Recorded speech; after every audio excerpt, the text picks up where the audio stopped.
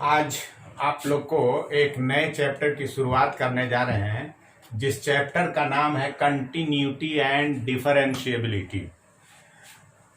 तो जो बहुत ही इम्पोर्टेंट चैप्टर है और ज़्यादातर इसमें लोग इससे अवॉइड करते हैं, क्योंकि ये सब थोड़ा सा टिपिकल क्वेश्चन में से आ जाता है, डिफ़िकल्ट होता है। इसलिए आज हम मतलब जो भी चैप्टर हम टच कर रहे हैं पहले आप लोग के लिए, वो अच्छे अच्छे चैप्टर को जो कॉम्पिटिटिव पॉइंट ऑफ व्यू से बहुत इम्पोर्टेंट होता है। इसलिए आज चैप्टर का नाम हम क्या लिखे हैं, कंटिन्यूटी एंड डिफरेंशिएबिलिटी। लेकिन कंटिन्यूटी को समझने और डिफरेंशिएबिलिटी को समझने के लिए सबसे पहले आपको नॉलेज होना होगा लिमिट का। और लिमिट जो मैथमेटिक्स का जो पार्ट है वो एक्चुअल में 11th का पार्ट है। तो अब हम पूरी तरह से लिमिट तो नहीं पढ़ाएंगे, लेकिन some basic concept of limits को आपको हम डिटेल में समझाएंगे, जो यहाँ पे कंटिन्यूटी और डिफरेंशिएबिलिटी में यूज होगा। तो इसलिए हम लोग सबसे पहले थोड़ा सा हम लोग बेसिक कंसेप्ट ऑफ लिमिट को समझना है। तो उसको समझने के लिए पहले जरा सा हम लोग ऐसे देख लीजिए, हम कुछ लिखते हैं। जैसे हम लोग ये पढ़ा कि इन्फिनिटी बाई इन्फिनिटी। इससे पहले और एक चीज देख लीजिए, any non zero number, any non zero number by infinity. कोई नॉन जीरो नंबर है, 1 2 3 प्लस माइनस कोई भी है, और अगर हम उसको इंफिनिटी से डिवाइड करते हैं तो resultant should be zero. And any non zero number by zero is undefined which is called infinity. उसके बाद आ जाइए, zero by any non zero is equal to zero. And infinity by any non zero is equal to infinity. There is no change in infinity. तो इसको भी समझने से पहले सबसे पहले तो हम लोग बात करते हैं कि इंफिनिटी एक्चुअली में क्या है। आपसे ही क्वेश्चन कर दिया जाए कि इंफिनिटी किसे कहते हैं तो आपका आंसर क्या होगा। तो एक्चुअली में हम आपको एक एग्जाम्पल से समझाना चाहते हैं। कहता है कि इंफिनिटी एक, आपसे कहें कि जितना बड़ा से बड़ा नंबर सोच सकते हैं आप सोचो, तो आप कहिएगा हाँ हमने सोच लिया कि हाँ इंफिनिटी बहुत बड़ा नंबर सोचे। तो उसके बाद हम आपसे कहेंगे कि इंफिनिटी उससे बड़ा होगा, तो आप कहेंगे सर मैंने ऐसा सोचा है कि उससे कुछ बड़ा ही नहीं हो। तो फिर भी हम कहेंगे हाँ ठीक है, उसके बाद भी कहेंगे इंफिनिटी उससे बड़ा होगा।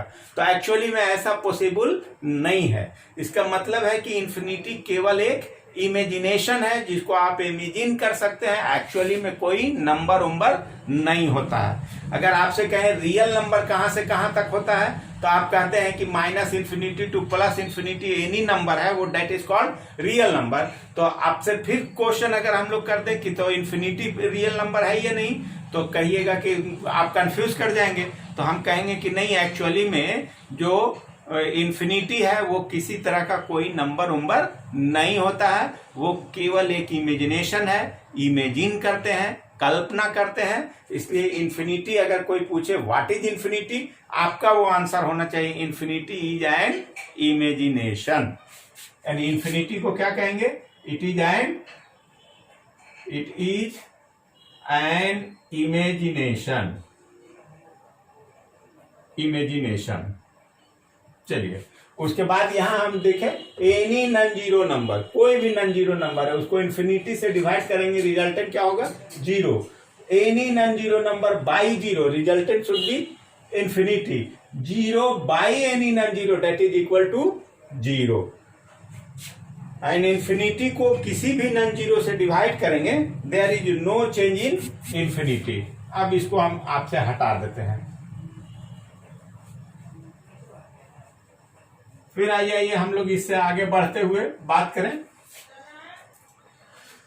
कुछ हम लोग लिख रहे हैं, देखिए तो 0/0, infinity by infinity, infinity minus infinity, 0 into infinity, 0 to the power infinity etcetera कर दीजिए।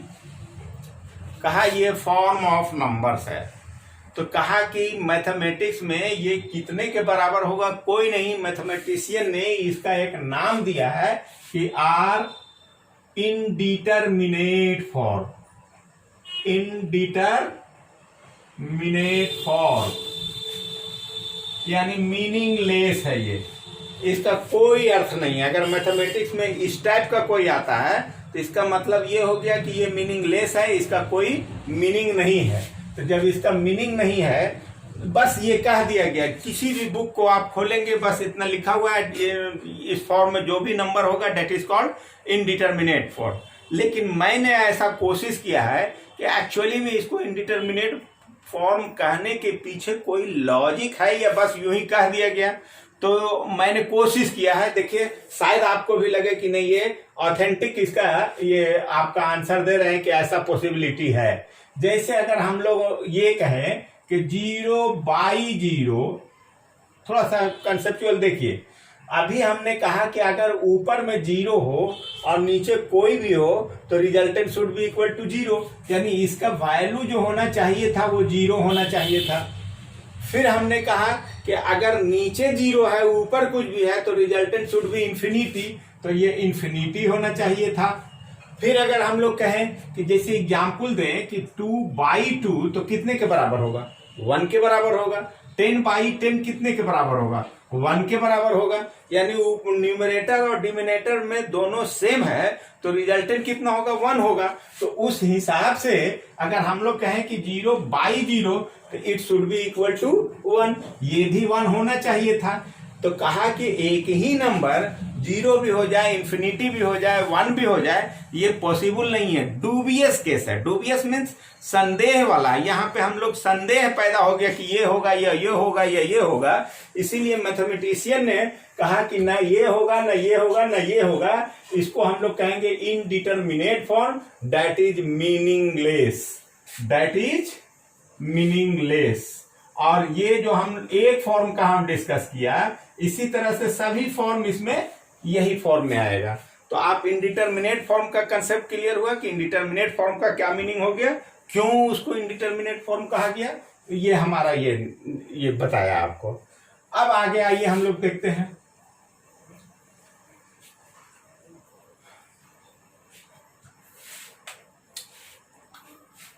एक हम क्वेश्चन लिखते हैं, f(x) इज द फंक्शन।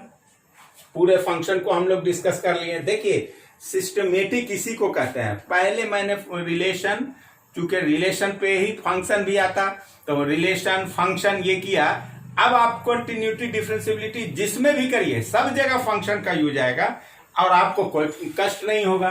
तो यहाँ पे ये कहा कि ये कोई फंक्शन है, तो फंक्शन कितने के बराबर है, मान लेते हैं x+3 है। कुछ देर के लिए हम मान लिया x+3 है। अब अगर आपसे कोई पूछता है कि f2 कितना के बराबर होगा, तो आप कहिएगा कि f2 कितने के बराबर हो जाएगा। तो यहाँ पे x के प्लेस पे 2 रखेंगे, ये हुआ यानी 5 हो गया। f2 कितने के बराबर हो गया, 5 हो गया। अब यहाँ पे हम कहते 2 के प्लेस पे 5 रखते तो यहाँ 5 रखते, 3 रखते 3 होता, यानी जो भी यहाँ पे x के प्लेस पे रखेंगे वहां पे भी रखाएगा, वो रिजल्टेंट होगा। अब आपसे पूछे कि f2 क्या है, यानी f2 इज कॉल्ड, यहाँ पे f2 क्या कहेंगे, f2 बराबर 5 जो हुआ is called exact value of f(x) at x is equal to 2, at x is equal to 2, यानी इसको एग्जैक्ट वैल्यू कहेंगे। अब आ जाइए, जब ये एग्जैक्ट वैल्यू हो गया जो कितने के बराबर है, 5 के बराबर है। लेकिन अब हम लोग यहां से एक और आइए, अभी जैसे क्वेश्चन के लिए हम एक और लिख रहे हैं, फिर से जरा सा देखो। f(x) बराबर लिखा x² - 4 बाई x - 2। अब आपसे पूछते हैं कि f2 कितना होगा, तो कहिएगा यहाँ पे मान लेते हैं, हम कहते हैं कि F3 कितना होगा, तो कहिएगा 5 हो जाएगा। कहा कैसे? 9 minus 4 that is 5 by 3 minus 2 1, 5 by 1 that is 5 हुआ। F3 5 हो गया। इसी तरह से F4 6 हो जाएगा, F5 इस तरह से निकाल लेंगे। लेकिन अगर हम लोग ये कहते कि F2 कितना होगा, तो F2 कितना हो गया, तो F2 कहेंगे यहाँ 4 minus 4 by 2 minus 2 that is 0 by 0। इसका मतलब डिफाइंड नहीं हुआ। तब यहां पे हम लोग कहेंगे कि fx is defined for all x except 2। 2 पे ये डिफाइंड नहीं है। क्यों डिफाइंड नहीं है? कि अगर 2 पे रखते हैं तो इसका वैल्यू कितना आया, 0 बाई 0 आया। And 0 by 0 is indeterminate form, इसलिए इसको हम लोग लैंग्वेज में कहेंगे कि in this case fx is defined for all x except 2। 2 को छोड़कर बाकी सभी के लिए ये डिफाइंड है। चलिए बस हम केवल ये थोड़ा सा आपको लिमिट निकालने का, लिमिट को समझने का ये कर देंगे, क्योंकि जब भी कंटिन्यूटी करेंगे तो लिमिटिंग वैल्यू निकालना होगा। अब उसको थोड़ा सा लिमिट है क्या उसको समझना है। एक और वर्ड यहां पे थोड़ा सा आइए, देखिए x ये लिखते हैं, इसको क्या पढ़ते हैं आप, तो कहेंगे x tends to 2, x tends to 2, x 2 के तरफ टेंस कर रहा है, बढ़ रहा है, अग्रसर है। तो यहां पे हम लोग कुछ देर के लिए मान लें ये आपका 2 है और x इधर है आपका, तो x इधर है, तो x अगर हम लोग कहें कि x इधर बढ़ रहा है तो कहेंगे इसी को क्या कहा, x टेंस टू 2। तो यहां पे x जो है वो लेफ्ट ऑफ 2, मतलब लेस देन 2 से 2 के तरफ बढ़ रहा है। और यहां पे अगर x यहां पे होता और इधर आता तो भी कहते x टेंस टू 2, लेकिन इस केस में कहता x जो बढ़ रहा है लेकिन 2 से अधिक से 2 के तरफ बढ़ रहा है, लेकिन दोनों केस में कहेंगे x टेंस टू 2। इसलिए ये समझ में आ गया, ये x tends to 2 from left इसको कहेंगे, और इसको कहेंगे x tends to 2 from right. इसको हम लोग क्या कहेंगे, x tends to 2 from left, and इसको क्या कहेंगे, ये हो गया from right, from right. x tends to 2 का भी मीनिंग समझ में आया। अब यहां से आइए आपको हम डिफिनेशन पे लेकर आते हैं जल्दी। हाँ देखिए, अब हम आपको टेंस का मतलब समझाना चाह रहे हैं। देखिए fx is equal to x plus 3 है, fx is equal to x plus 3 है। अब हम कहें कि x का वैल्यू जो है, ये यहां पे हम लोग ऐसे कहें, ये fx is equal to x plus 3 है और ये x है। अगर हम लोग कहा कि x इज इक्वल टू 1.9, अगर इसमें 1.9 रखेंगे तो fx इज इक्वल टू 4.9, 1.99 वो 4.99, 1.999 है तो 4.99। मतलब यहाँ पे अगर हम लोग ये कहें कि ये 2 है तो 1.9 इसके बिल्कुल नजदीक होगा, फिर 1.99 कहेंगे तो और नजदीक होगा, 1.999 कहेंगे तो और नजदीक होगा। लेकिन वो जितना भी 9 लिख दीजिएगा वो कभी भी एग्जैक्ट 2 नहीं होगा। तो इसी को हम लोग कहते हैं कि इस केस में क्या कह रहे हैं कि जैसे जैसे x 2 के तरफ टेंस कर रहा है वैसे वैसे fx कितना के तरफ टेंस कर रहा है, 5 के तरफ। 4.99 यहां चला जा रहा है। कहा कि यहां पे we can express it as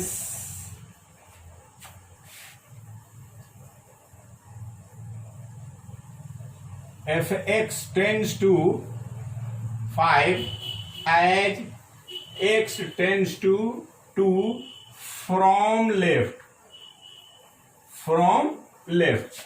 हम लोग वी कैन एक्सप्रेस इट, इसको कैसे एक्सप्रेस कर रहे हैं कि fx किधर जा रहा है, 5 के तरफ जा रहा है, fx टेंस टू 5। कब, as x tends to 2।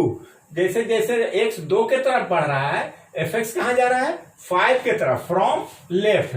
Written as इसको लिखते कैसे हैं सो देखिए, written as limit x tends to 2 fx is equal to 5 called left hand limit, left hand limit, इसको लेफ्ट हैंड लिमिट कहते हैं। और इसको 2 पे हम लोग एक माइनस सिंबल दे देते हैं, माने 2 में माइनस नहीं करना है, ये जो सिंबल है ये ओनली इंडिकेट करता है कि 2 के तरफ बढ़ रहा है, लेकिन कहां से बढ़ रहा है, 2 से कम से बढ़ रहा है। तो जैसे जैसे x 2 से कम के तरफ बढ़ रहा है, fx कहां जा रहा है, 5 के तरफ जा रहा है। तो इस केस में यहां पे हम लोग पढ़े थे कि f2 इज इक्वल टू 5, ये एग्जैक्ट वैल्यू था, और यहाँ पे 5 के बराबर नहीं है, टेंड्स टू 5 है। इसका मतलब यहाँ पे x जो है वो 5 के तरफ बढ़ रहा है, और इसी को हम लोग कहते हैं left hand limit, is called left hand limit. इसी में एक और आप दूसरा एग्जाम्पल देख लीजिए, इसको हटा दे रहे हैं, दूसरा एग्जाम्पल देखो।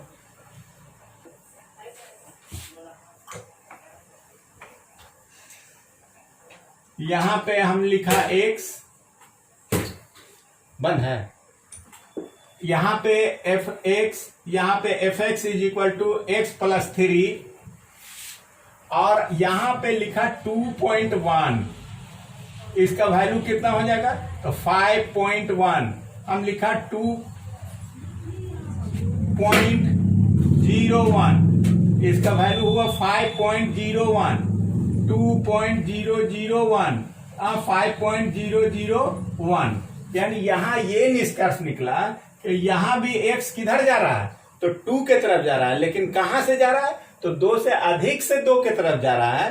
तो fx कहां जा रहा है, 5 के तरफ जा रहा है। इसको हम लोग कैसे लिखते हैं, fx tends to 5 as x tends to 2 from right, left की जगह क्या करेंगे, from right, and written as x limit x tends to 2 plus fx is equal to 5, और कॉल्ड इसी का हम लोग कहते हैं right hand limit, right hand limit, इसको हम लोग क्या कहेंगे, right hand limit.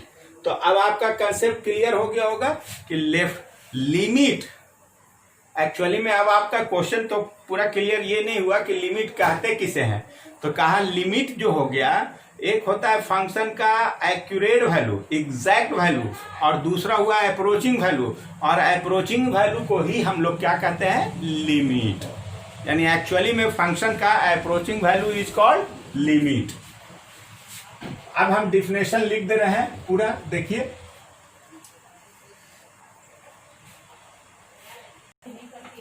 Existence of limit, मतलब किसी फंक्शन का लिमिट कब एग्जिस्ट करेगा, तो उसके लिए कहेंगे कि limit x tends to 2fx exist करता है if limit x tends to 2 minus fx, that is left hand limit, and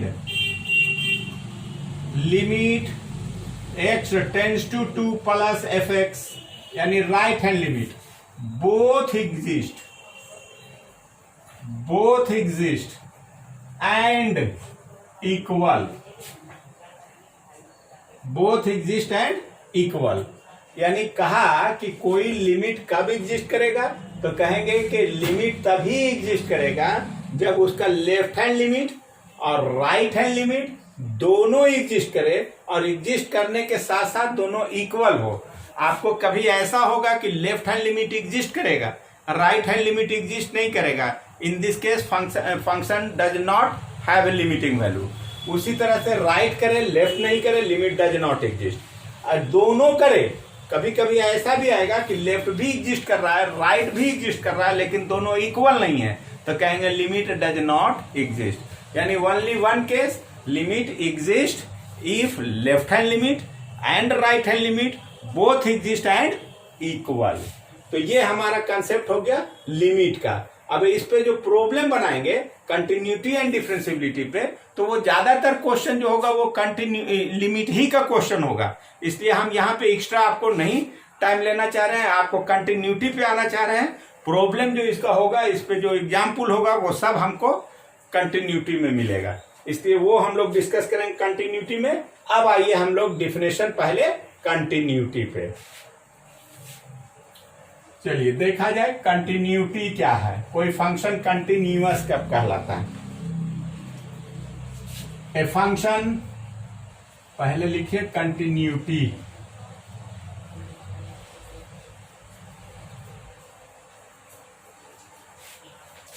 a function F X is said to be continuous, said to be continuous in its domain, in its domain। हम लोग जानते हैं कि ये function x के जिन values के लिए defined है, वो x का वैल्यूज उस फंक्शन का क्या कहलाएगा, डोमेन। माने कोई फंक्शन जिसके लिए डिफाइंड है वो उसका क्या कहलाएगा, डोमेन। तो कहता है कि कोई फंक्शन जो है अपने डोमेन में कंटिन्यूअस कब कहलाएगा। जैसे मान लिया कोई फंक्शन डिफाइंड है 1 से लेकर 100 के लिए, तो 1 से 100 के लिए वो कंटिन्यूअस कब कहलाएगा, तो उसको उसी का हम डिफिनेशन दे रहे हैं कि function is said to be continuous in its domain if the graph of the function, the graph of the function, the graph of the function in its domain, in its domain is without, the graph of the function in its domain is without break, without break or jump, और jump. जरा सा इसको समझ लीजिए, जैसे कोई function का हम ग्राफ खींच रहे हैं, जैसे ये हमारा है और ये हमारा है, कह रहा है कि a to b डिफाइंड है फंक्शन, कहां से कहां तक, a to b है। अब कहा कि ये फंक्शन अगर कंटिन्यू है, जैसे यहां पे क्या हो गया, ब्रेक हो गया। अब जब ब्रेक हो गया माने कंटिन्यू, ऐसे आप कॉमन सेंस में भी समझ लीजिए, कंटिन्यू हो, लगातार हो तो कहेंगे कंटिन्यूअस है, और अगर उसमें ब्रेक हो गया कहीं पे तो आप कहिएगा ना कि इस पॉइंट पे डिसकंटिन्यू हो गया। तो उसी को कह रहे हैं कि विदाउट ब्रेक ग्राफ खींचे तो वो ग्राफ जो है वो अपने डोमेन में कैसा हो जाए, विदाउट ब्रेक या विदाउट जंप। मान लीजिए हम ऐसे कहें, दूसरा एग्जाम्पल में हम ऐसे कहें कि एक ऐसे गया और फिर एक यहां से ऐसे चलाया, ये जंप कर गया वहां, तो कहा जंप भी कर गया तो ये तो डिसकंटिन्यू हो गया। इसलिए फिर से आप एक बार सुनो, किसको कहोगे, a function is said to be continuous in its domain if the graph of the function in its domain is without break. मैंने वो ब्रेक नहीं हो उस इंटरवल में, तो वैसे फंक्शन को हम लोग कंटिन्यूअस कहेंगे। एक्चुअली में कॉमन सेंस में उसको कहिए कि कोई फंक्शन कंटिन्यू है, लगातार है, विदाउट ब्रेक है, तो उसको हम लोग कंटिन्यूअस कहते हैं। ये तो हो गया कंटिन्यूअस इन इट्स डोमेन। अब आइए continuous at A point, continuity at A point. अब सेकेंड केस में आएगी कि किसी पॉइंट पे कंटिन्यूअस कब होगा। A function f(x) is said to be continuous at a point if the graph of the function in the neighborhood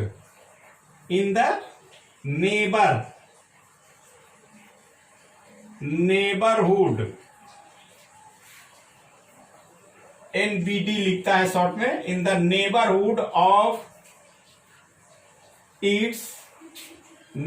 of the point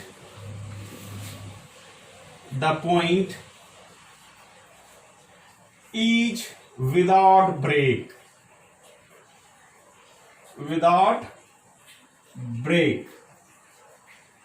यानी कहने का ये मतलब हुआ कि ग्राफ फिर हम वैसा ही ले रहे हैं। देखिए ऐसा कहा कि इस पॉइंट पे है, मान लिया इस पॉइंट पे है, ये x बराबर a है, ये पॉइंट पे अगर हम लोग का कह रहा है कि इस पे कंटिन्यूअस है कि नहीं, तो हम अब पूरे डोमेन में नहीं देखेंगे, इस पॉइंट के नेबरहुड। और नेबर मतलब होता है क्या कहते हैं हम लोग उसको, कहते हैं नेबर मीन्स पड़ोसी। और अगर आप जिस मकान में रहते हैं उसके दाएं बाएं आगे पीछे जो भी है वही आपका पड़ोसी है। अगर एक मकान के बाद कोई रहता है तो कहेंगे सेम प्लेस का है, सेम विलेज का है, सेम लोकेलिटी का है, लेकिन वो पड़ोसी नहीं। पड़ोसी जब भी होगा तो वो आपके जस्ट बगल में है। तो वही यहाँ पे कहा कि जिस पॉइंट पे हम चेक कर रहे हैं उसके जस्ट दाहिने बाएं में किसी पॉइंट पे आप बात करें तो वो विदाउट ब्रेक हो। बाकी में क्या है वो हम नहीं कहेंगे, तो वो उस पॉइंट पे हम लोग क्या कहेंगे, कंटिन्यूअस है। ये तो हो गया हम लोग को एक जनरल लैंग्वेज में कंटिन्यूटी का डिफिनेशन। अब एक्चुअली में मैथमेटिकल डिफिनेशन ऑफ कंटिन्यूटी क्या है और जिस पे आपको वर्क करना है वो आप वर्क, ये हम समझाने के लिए इतना हम सब डिटेल समझा रहे हैं, लेकिन एक्चुअली में किस पे बात करेंगे, मैथमेटिकल डिफिनेशन ऑफ कंटिन्यूटी। यहां से मेन समझिए आप, प्रॉब्लम बनाने में यहीं से आपका क्लियर होगा। नोट करिए पहले इसका डिफिनेशन को। ए फंक्शन, इसको लिख सकते हैं mathematical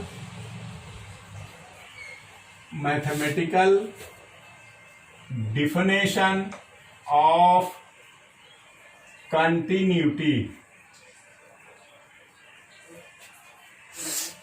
mathematical definition of continuity. A function fx is said to be continuous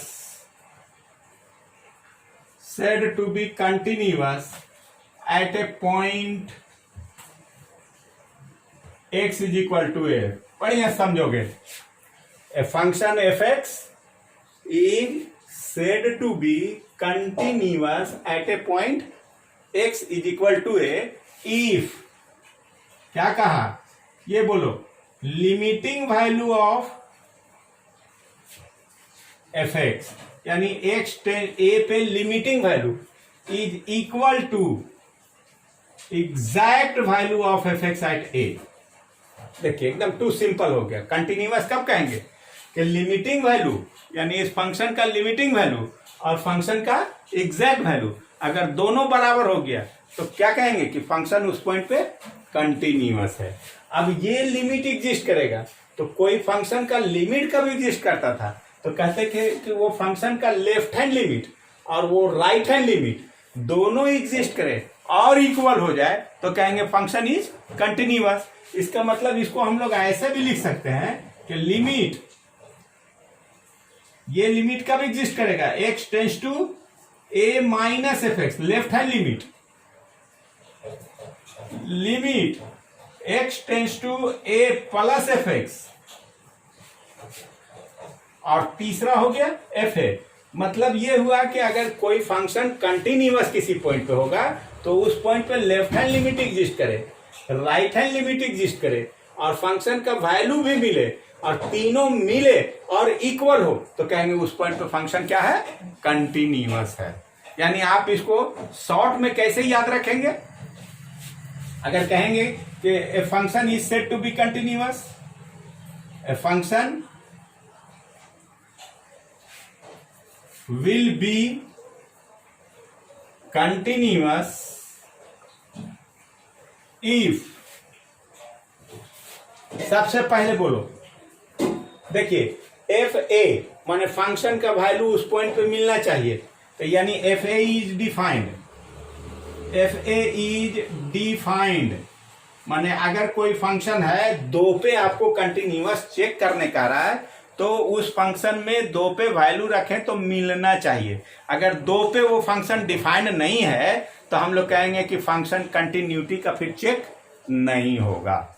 जैसे यहाँ पे अभी हम लोग एक डिफाइन दिया था ना कि F X is equal to X square minus 4 by X minus 2, तो F2 इज नॉट डिफाइंड। तो यानी जब F2 डिफाइंड नहीं है तो हम लोग कहेंगे कि इस पॉइंट पे कंटिन्यूअस चेक नहीं होगा। या अभी हम एक और एग्जांपल दें कि Fx बराबर 1 बाई एक्स लिखा हुआ है, फंक्शन है, और कहें कि F0 कितना होगा, तो 1 बाई 0 इज अनडिफाइंड। इसका मतलब F0 डिफाइंड नहीं है। तो जब F0 डिफाइंड नहीं है तो ये फंक्शन 0 पे कभी भी कंटिन्यूअस नहीं होगा। क्या पता चला कि पहला क्या होना चाहिए, fa इज डिफाइंड। दूसरा क्या होना चाहिए, यानी लिमिटिंग वैल्यू मिलना चाहिए, limit x tends to fx exist, ये एग्जिस्ट करना चाहिए। यानी ये नहीं मिलेगा और फंक्शन डिफाइंड है तो भी कंटिन्यूअस नहीं होगा। और ये ये भी मिला और ये भी मिला, और दोनों फिर क्या होना चाहिए, इक्वल होना चाहिए, तब होगा। यानी 3 केस हो गया कि तीसरा में क्या हुआ कि limit x tends to f of x is equal to fa।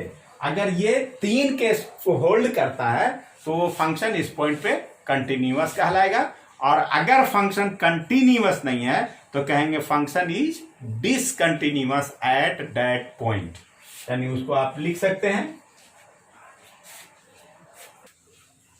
हाँ, आइए अब हम लोग कुछ कंटिन्यूटी से रिलेटेड कुछ मेन पॉइंट को आपको अलग से हम डिस्क्राइब कर दे रहे हैं, लिख दे रहे हैं। इसको हमेशा याद रखिएगा। जिसमें पहला पॉइंट है कि a function which is not continuous is called discontinuous.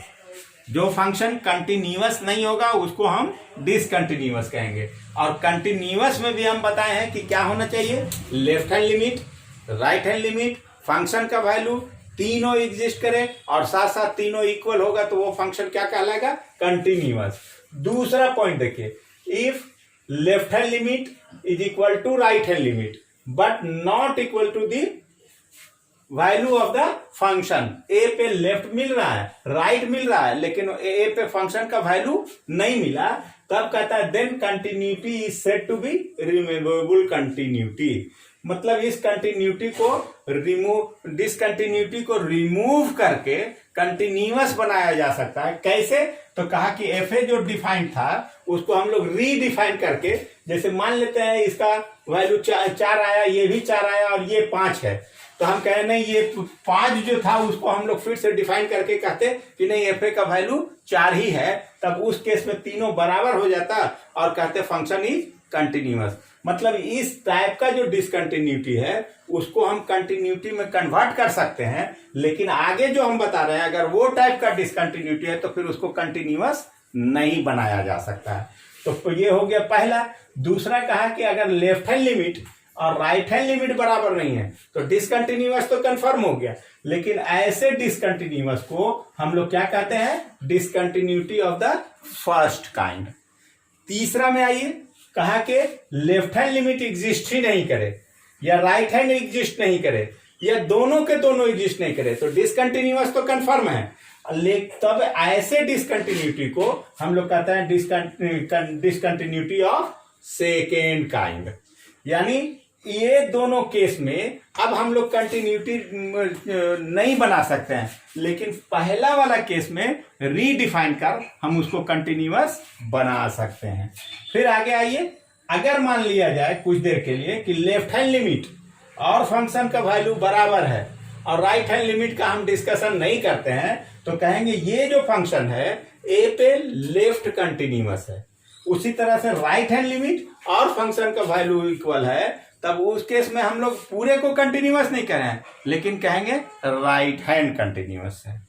आज के क्लास के लिए हम लोग सिर्फ इतना पे आपको आज हम रोक रहे हैं। नेक्स्ट क्लास में कुछ थोड़ा बहुत डिस्कशन करते हुए हम लोग प्रॉब्लम बनाएंगे। आपको लगा होगा कि हमने कंटिन्यूटी को डिस्कस तो किया, लेकिन लिमिट को, लेकिन उस पर क्वेश्चन नहीं बनाया, कंटिन्यूटी को किया है, उस पर क्वेश्चन नहीं बनाया, तो नेक्स्ट क्लास में आपको जब हम बनाएंगे कंटिन्यूटी का क्वेश्चन, तो वो टोटल अपने आप आपका लिमिट का भी बन जाएगा और कंटिन्यूटी का भी बन जाएगा। तो नेक्स्ट आप नेक्स्ट लेक्चर को वेट कीजिए। Rest is next. Thank you.